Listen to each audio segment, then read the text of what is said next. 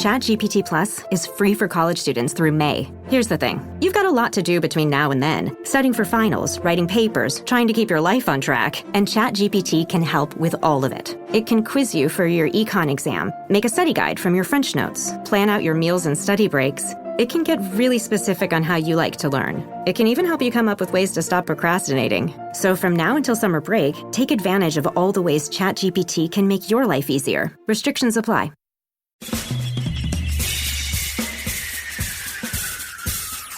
This is The Other Side of Midnight with Frank Morano. They're running a strange program, y'all. Now, here's Frank Morano.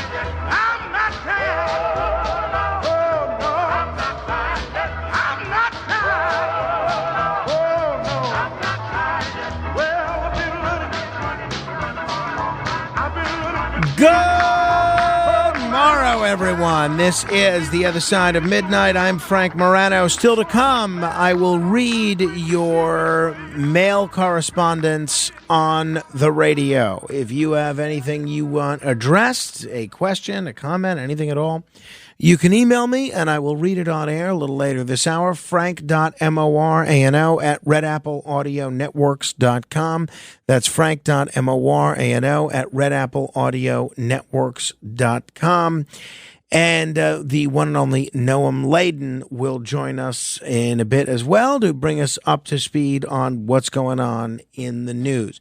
Meantime, though, even though we are not even at Thanksgiving yet, we are already being inundated with Christmas decorations, Christmas movies, Christmas music, Christmas decor of all sorts. In general, I think it's a little early. I think Thanksgiving should be given its just due. It's just desserts. I got into a big argument with my neighbor who was putting up all of his Christmas stuff the other day. Said, it's too early. What are you doing? You're making the whole street look bad. My protestations were disregarded. However, I must tell you, I had quite a chuckle the other day when I saw on television they were showing A Christmas Story. A Christmas Story has become a modern-day Christmas classic. There are networks that do nothing but show A Christmas Story all day long on television, and I love it. I have to tell you, most people don't know this, but I didn't see A Christmas Story until I was a little bit older. I'd seen clips of it, but I never saw the full film from start to finish until I think I was about 19 or 20. And I love it.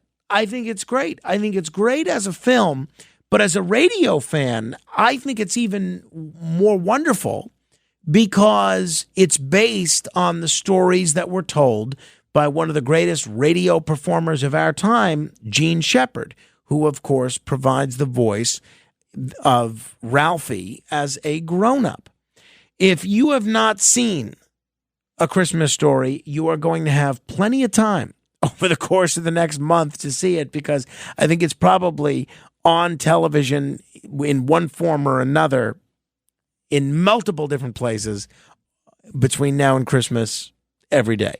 If you want to relive some of the magic of A Christmas Story, there are so many great scenes that you can look back upon, including the very creative use of how they deal with profanity. And we got it! Right there. There it is. Gotta get that dirty mark. Bling, bang, bang. There we go. Oh, for one brief moment, I saw all the bolts silhouetted against the lights of the traffic, and then they were gone. Oh, fudge. Only I didn't say fudge. I said the word, the big one. the queen mother of dirty words, the F-dash-dash-dash word. What did you say? That's what I thought you said. In the car. Go on. It was all over. I was dead. What would it be? The guillotine, hanging, the chair, the rack, the Chinese water torture? Mere child's play compared to what surely awaited me. Well, believe it or not, there are apparently quite a few life lessons you can learn from the movie A Christmas Story. It's not just about an enjoyable holiday movie. You can actually learn a thing or two. Dr. Quentin Schultze is an orator, a professor, a consultant, and the author of the new book, You'll Shoot Your Eye Out, Life Lessons from the Movie A Christmas Story. Quentin, it's great to have you on the radio. Thanks for joining me. Frank, listen, I'm a big fan of yours. I listen a lot. I'm a late night guy. I listen to the AM radio band, the medium wave, as we call it. Here's the deal, Frank. I was friends with Gene Shepard, who wrote A Christmas Story. In fact, I taught storytelling with him back in the 80s. And as we went through his various stories, I learned what he was up to. And I had all of these notes, and I thought, man, what do I do with all these? He was such a creative storyteller, unlike anybody else that I'd ever known who was into storytelling. And I thought, this movie is never going to go anywhere. I'll never write a book about it. And every year, the movie gets more popular, as you said. And get this, I just saw the data that suggests that the number of American adults who will see A Christmas Story, Fragile, and all the rest coming up this season is about equal to the number who will attend church on Christmas. I am not surprised by that, but that is pretty impressive. Now, I know that you invited Shep to co-teach, basically, at your storytelling college class.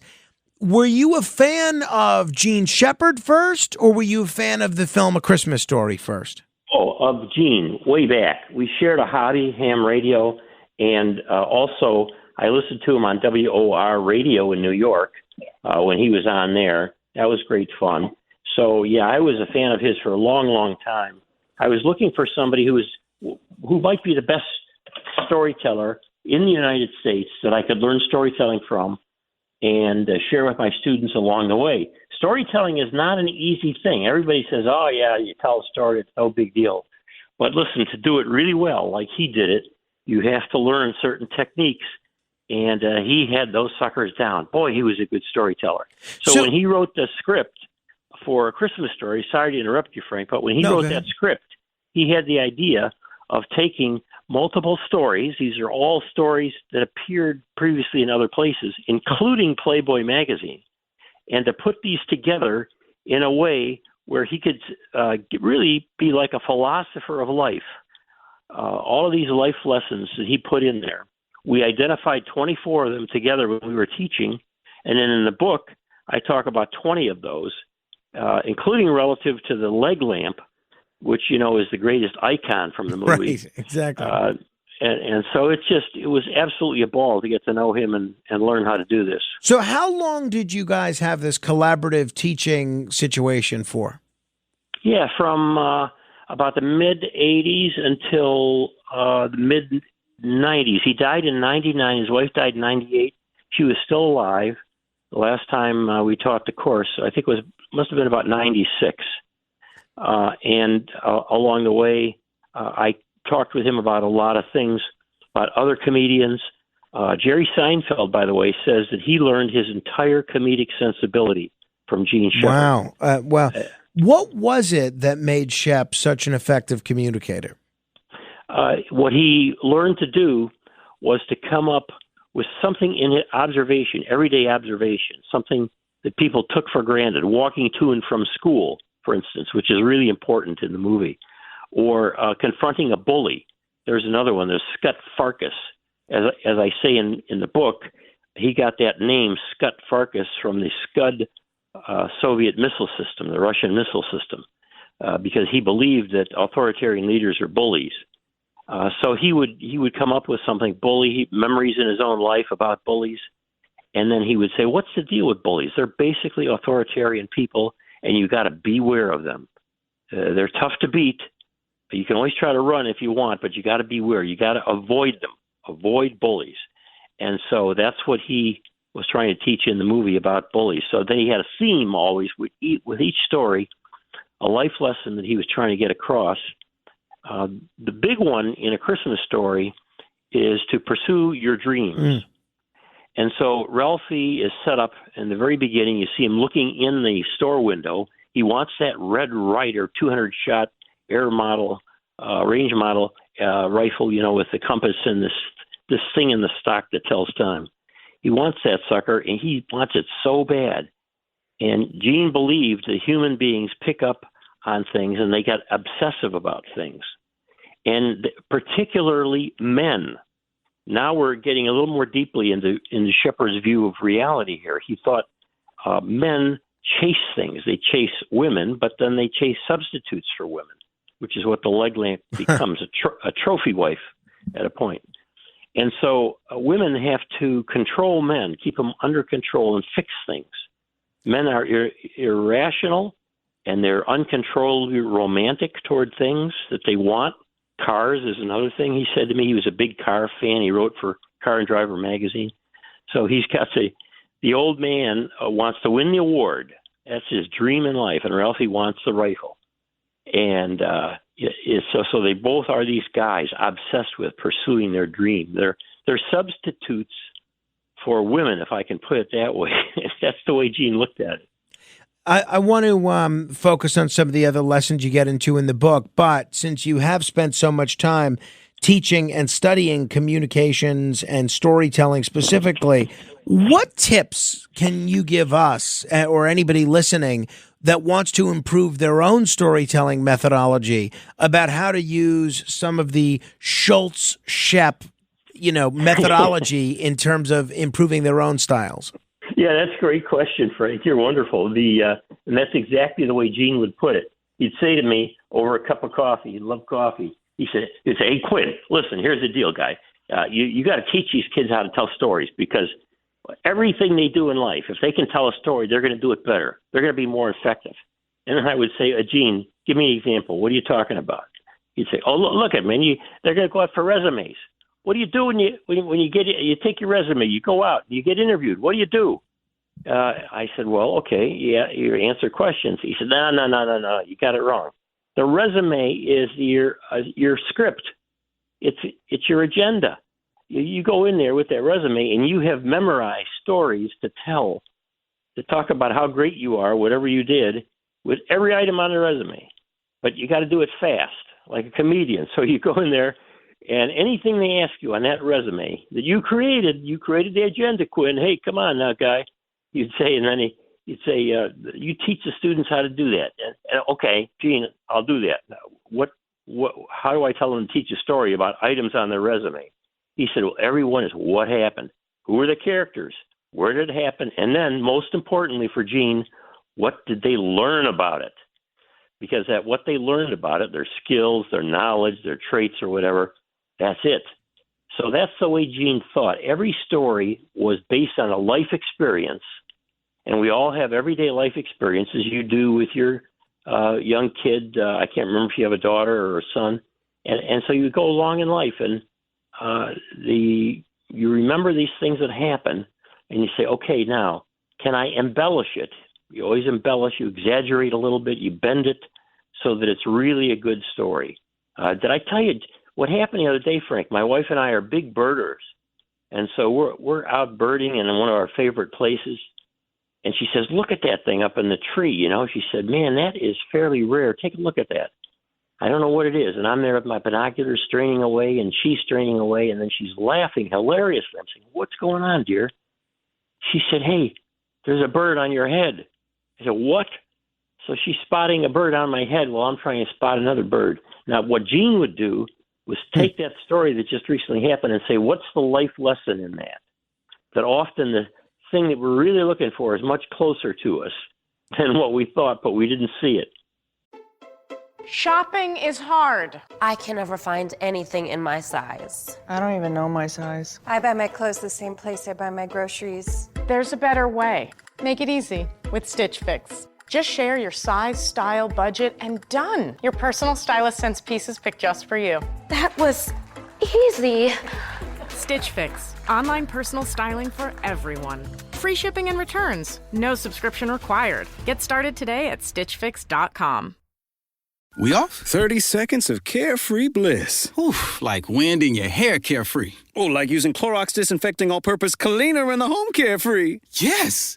Like dog slobbing on the coffee table and cleaning it with Clorox Carefree? He's on a roll now. Spit toothpaste on the faucet? You got it. You got it. Peanut butter on the light switch. Oh, spritz, spritz. Spritz, spritz. Clorox, man. Clean feels good. Okay, we're back. Use as directed. Ladies, you'll end up shopping for your guy's deodorant, right? So try Degree's Original Cool Rush. You see, last year, Degree changed the formula, and men were mad. One guy even started a petition. So Degree admitted they messed up and brought the Original Cool Rush scent back. It's clean, crisp, and actually smells like someone you want to cuddle. And it's in Walmart, Target, and other stores now for under $4. So toss one in your cart and find out why it's the best-selling men's antiperspirant for the last decade. Degree Cool Rush is back, and it smells like victory. Morning decisions. A creamy mocha frappuccino drink? A sweet vanilla? Maybe a smooth caramel? Or that white chocolate mocha? Whichever you choose, delicious coffee awaits. Start your day with bottled Starbucks Frappuccino drinks. Pick up a bottle near you wherever you buy your groceries. Why did Gene Shepard leave radio when he did? Gene Shepard had a very big ego and very low self-esteem.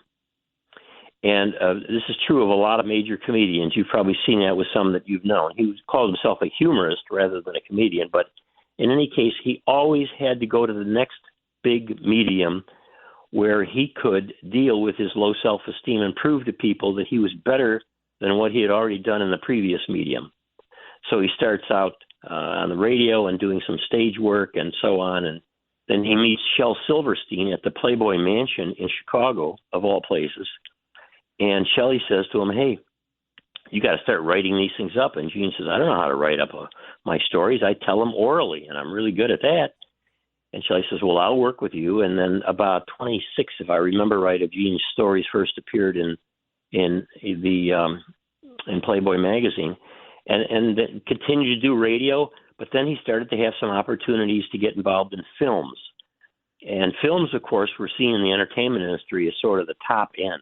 Things you really want to shoot for. There's more money to be made.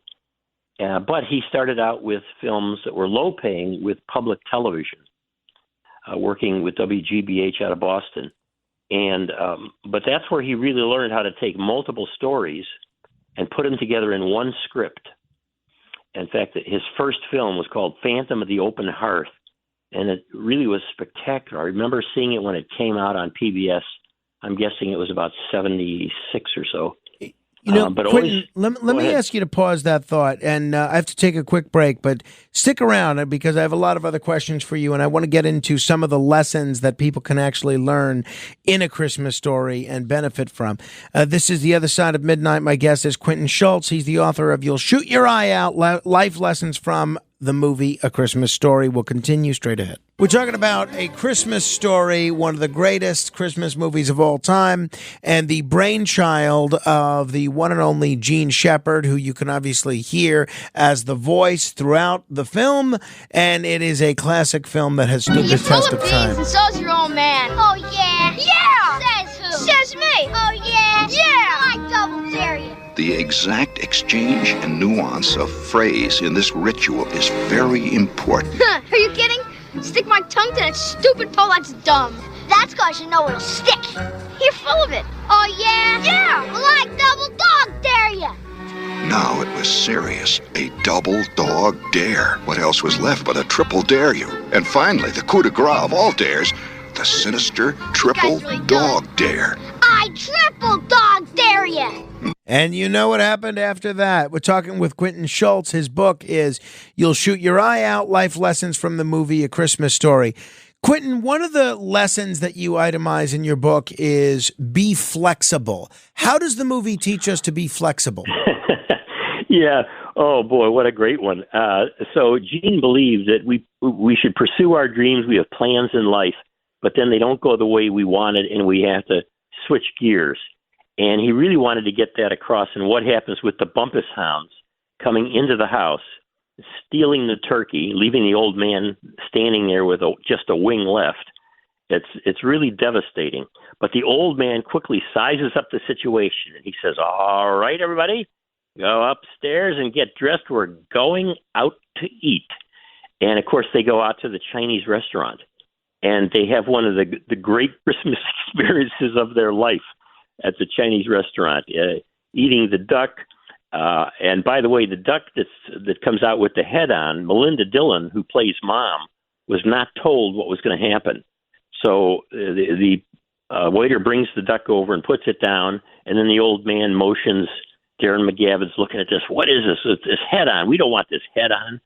And finally, the waiter, proprietor of the place, realizes that they don't want that head on there. So he grabs the cleaver and kabam, he takes that thing right off. Well, they didn't tell Melinda Dillon and the kids, so they go berserk. And if you get a sense of it, her laughter there is really, truly laughter. So the old man is flexible. He changes gears when he has to, and that's the way we should all be in life. By the way, the interesting thing here is that when I taught storytelling with Gene across all of his stories, not just what's in A Christmas Story, we identified 24 life lessons, like be flexible. And then we said, okay, how many of these are actually in the movie? And we came up with the 20. And so I wrote the book, 20 short chapters. Each one is a life lesson as Gene Shepard saw it from the movie. And so these parables, which is what Gene called them too, the parables, the stories in the movie, they really work on two levels. And when you realize them, the movie is even more enjoyable. Yeah, I'm looking forward to rewatching it as I've gone through the chapters in your book. What about this one? This is an interesting one, and I think will resonate with a lot of our audience. Don't trust the media. What does A Christmas Story tell us about not trusting the media? Yeah, so Gene believed that you couldn't trust the media long before there were so-called fake news and people were skeptical of media to the level that they are now. And, of course, he was in the media. He knew a lot of people. He was on some of the committees for the various guilds in Hollywood, and he would tell me stories about the people there. And he said, you can't trust these people. Whatever they say in public, their interviews, the work they do, they may create a movie or a TV show, and they don't even like it or believe it and never watch it. And news, he was so critical of the news.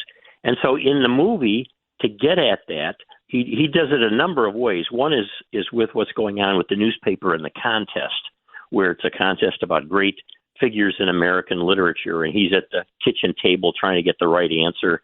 Who's this great character? And Mom has the answer. It's the Lone Ranger's nephew's horse named Victor, which of course is the stupidest question that has to do with great figures in American literature. So, and it's probably a raffle, not a contest anyway. So it's a con job. But the big thing is what happens with Ralphie. He wants to get that decoder ring for Little Orphan Annie. He wants to be in the club. He checks his mailbox every day. Oh, he's into it. He's into it. He listens to it on their floor stand radio. And then he gets that decoder. He goes to the bathroom, the only place in the house where you could get privacy for a kid. And he's decoding that first message, and he's going through it. And, drink, be sure to drink your Ovaltine, he says. And I won't say it exactly the way he says it there as a kid, even though it's PG-rated movie, but he says S-O-B, So this is what Gene was getting at there is the first time that this adolescent kid realizes that the media are not the way they are. He was duped. At 30 minutes after the hour, this is The Other Side of Midnight. My guest is Dr. Quentin Schultze. He's the author of the book, You'll Shoot Your Eye Out. I definitely recommend it. It's a short book. You can read it in a day and watch 2 or 3 showings of A Christmas Story that same day. Quentin, remind us, if you would, how much of a hit was this film when it came out? Was it one of those films that became bigger later on? Yeah, it's a great question, Frank. So what happened is the movie bombed at the box office in 1983. It came out right around Thanksgiving. I went to see it right away, as a few people did. And then by Christmas, the studios had largely pulled it. Now, I should say that the studio did not necessarily want to make the film, but the director was Bob Clark. He had made Porky's, which made a lot of money, and they wanted him to do another similar film that would make a lot of money. They were even thinking about having him do a horror film. And the deal that he cut, because he really wanted to make this film, was on a low budget to let him do it. So he had a very low budget. They had 2 shooting locations, one in the Cleveland area where the House from A Christmas Story is located now, and then the other up near Toronto. So at any rate, they make this low-budget film. It comes out. It doesn't do well. Then a few years later, the video cassette becomes a consumer commodity. And these video rental shops that are popping up, Blockbuster and the others, started looking for films that they could put into one of 2 categories that were among the most popular in their stores. One was the seasonal one, and of course at Christmas they would put stuff in the Christmas category. And then the other one was for family-oriented. Well, this was PG. At the time, there was no PG-13 rating when the film came out. And they didn't want to go to an R, so they kept it at PG. So this thing started showing up in the video cassette shops, and people started seeing it there and renting it and telling friends about it. And it gradually, Frank, over time, picked up steam, every year becoming more popular. More rentals, more purchases of VCR video cassettes, and then eventually with DVDs. This is going to stun you, Frank, and your listeners, but last year, 2023, Warner Brothers sold 9 million DVDs of A Christmas Story. Wow, my goodness. And that's even more amazing considering the decline in DVD usage over the last few years. Was, given the fact that it did very well in video sales and then later on in television, was Shep able to essentially retire on the royalties from A Christmas Story? Just barely. He died in 1999. He had royalties from a number of things. Actually, he got a lot of royalties, and his estate still does, from his books. If you look at his books on Amazon, especially In God We Trust. All others pay cash. Cash, yeah, great. And that probably kind of sums up his overall worldview, by the way. Don't trust human beings, trust God. So he lived in Sanibel Island. He had 2 different homes, one in Maine, one in Sanibel, and he kept the one in Sanibel. When his wife died in 98, he started going downhill pretty badly and then passed away. It was not a huge estate, but it was a comfortable estate with a very steady income from a whole source of royalties. And so he did well. You know, they did a sequel film a couple years ago, and actually of the kids and all grown up. The guy who played Ralphie, Peter Billingsley, was real involved in developing that. And then they also have a stage version of A Christmas Story that travels around the country, or you can perform it in local theaters. And the royalties on that are pretty good. He was not extremely rich, but he was comfortable. Got it. Well, this is a terrific book. I hope people check it out. It's called You'll Shoot Your Eye Out, Life Lessons from the Movie A Christmas Story. We've been talking with its author, Quentin Schultze. Quentin, I really enjoyed this talk. Let's chat again. Likewise, buddy. Thank you, and I love your show. Thank you. Spread the word. Appreciate that very, very much. Okay, buddy. Thank you. Quentin Schultze.